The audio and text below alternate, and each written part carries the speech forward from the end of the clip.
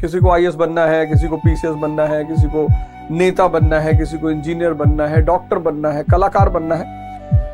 तो अपने अपने उद्देश्य हैं सबके। किसी को आईएएस बनना है, किसी को पीसीएस बनना है, किसी को नेता बनना है, किसी को कलाकार बनना है। ये तो बहुत छोटे छोटे उद्देश्य हैं। इन उद्देश्यों का जो मुख्य काम है वो ये है कि आपकी जो परम यात्रा है, उस परम यात्रा में ये आपके सहायक बने। जैसे मैंने बहुत लोगों को सुना है, वो कहते हैं कि अगर आप सन्यास के रास्ते पे जा रहे हैं तो जीवन व्यर्थ हो जाएगा। क्यों हो जाएगा?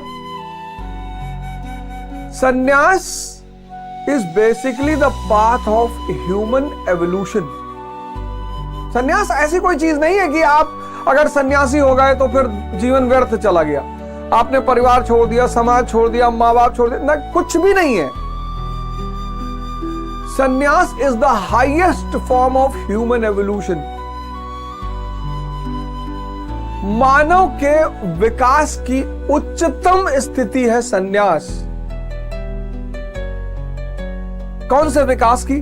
जब वो इंद्रियों से, सेंसेस से अपनी यात्रा को शुरू करता है। कहां की तरफ? कॉन्शियस की। और ये यात्रा सबको करनी है और ये परम यात्रा यही है। लेकिन अब जब आप लंबी यात्राएं करते हैं, आप देखिए परिक्रमा करते हैं, जाते ही हैं। वैष्णो देवी शायद ही कोई अकेला जाता हो। 15-16 किलोमीटर की पहाड़ की चढ़ाई है। गोवर्धन पर्वत लोग जाते हैं यात्रा कर रहे हैं, तब भी 2-4, तो तीर्थ भी लोग 2-4-5 लोगों को साथ लेके जाते हैं कि यार बीच बीच में कुछ आराम करेंगे, कुछ चर्चा करेंगे, कुछ बात करेंगे। परम यात्रा, जो हर व्यक्ति की परम यात्रा है, वो ये सेंसेस से कॉन्शियस तक,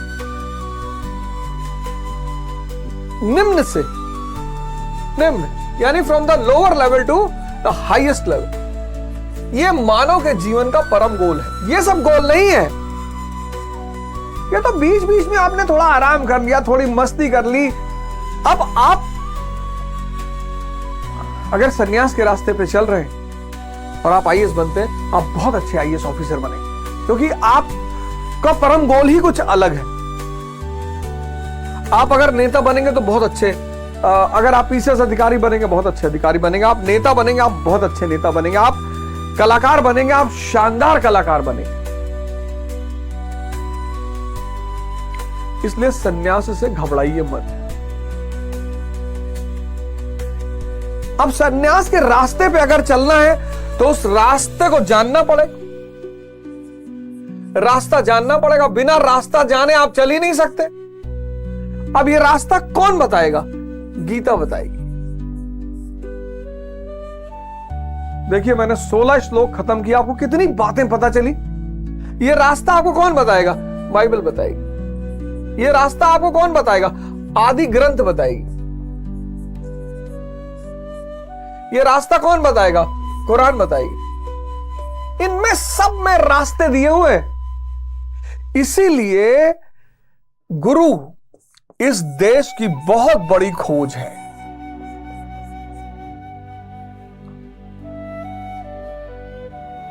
गुरु इस देश की बहुत बड़ी खोज है, क्योंकि ये गुरूर को खत्म करके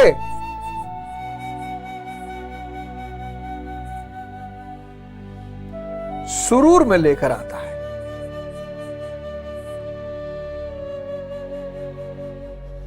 गुरूर ही तो मारे डाल रहा है लोगों को।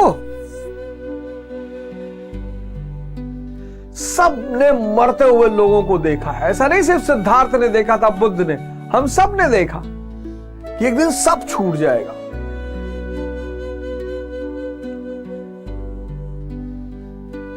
मेरी नानी मुझे बहुत मानती थी, बहुत मानती। सबकी मानती है, मेरी वाली तो ज्यादा ही मानती थी। मेरी मौसी मुझे बहुत मानती थी। मेरे मामा लोग बहुत मानते थे। सब चले गए, कोई लौट कर नहीं आया।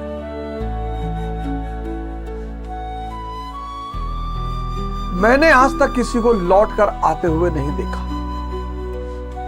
मृत्यु एक यथार्थ सत्य है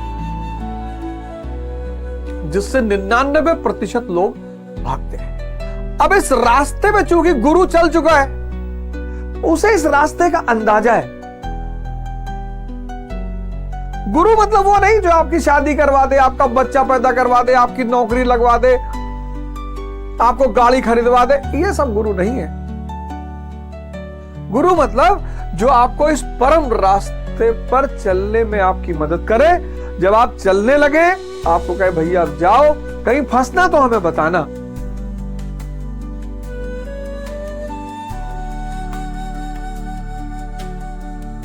अब पिछले श्लोक में जो हमने चर्चा की, जो ग्राफ मैंने आपको बनाकर दिया, श्री कृष्ण यानी चेतना, साइंस जिसको डार्क मैटर कहता है, पांचजन्य नामक शंख बजाता है। चेतना पांचजन्य शंख बजाती, पांचजन्य।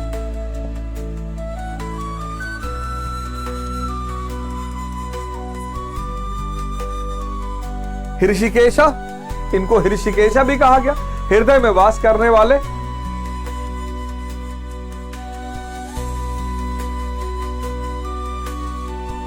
पांचजन्य शंख, पांचों इंद्रियों, पांचों दरवाजों से जो धारा बाहर की तरफ बह रही चेतना की, उसको ये अंदर की तरफ लेकर आते हैं और धारा बन जाती है राधा। और राधा का कृष्ण से मिलन हो जाता है और व्यक्ति मुक्त हो जाता है। अर्जुन देवदत्त नामक शंख बजाते हैं।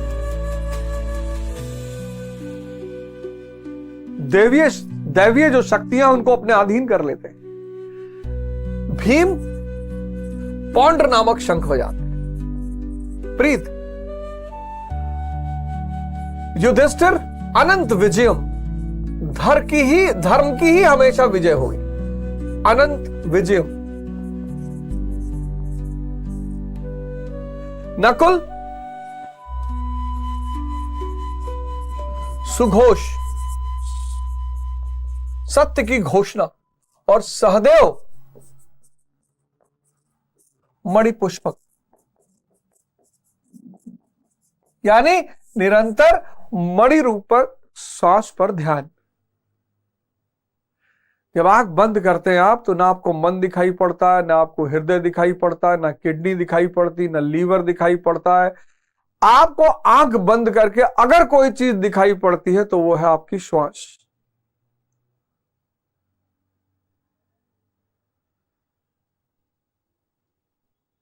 तेरी हीरे जैसी श्वास बातों में खोती जाए रे। जब भी आप आंख बंद करते हैं, जब भी इधर आपने अपनी आंख बंद की, उधर आपको एक ही चीज दिखाई पड़ेगी, वो है श्वास। और जैसे ही आपको श्वास दिखाई पड़ेगी, मन रुक जाएगा। कितना प्यारा रिलेशन है ये संभव ही नहीं। आप ट्राई करके देखिए, आप बैठे हुए हैं ना, आप ट्राई करके देखिए, आप आंख बंद करिए और श्वास देखिए और सोचिए, विचार चले, संभव ही नहीं है। और विचारों से मुक्त होना है।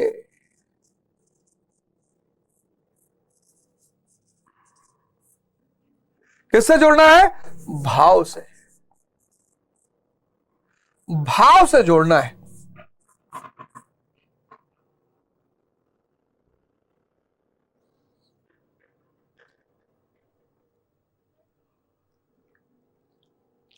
मैं सभी से आवाहन करूंगा, आप सब सन्यास के रास्ते का वर्ण करें।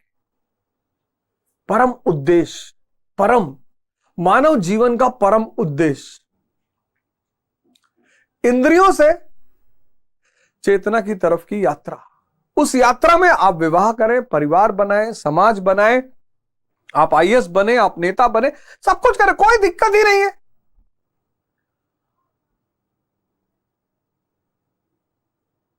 तो बुद्ध ने परिवार छोड़ा, कबीर ने थोड़ी छोड़ा, नानक ने थोड़ी छोड़ा।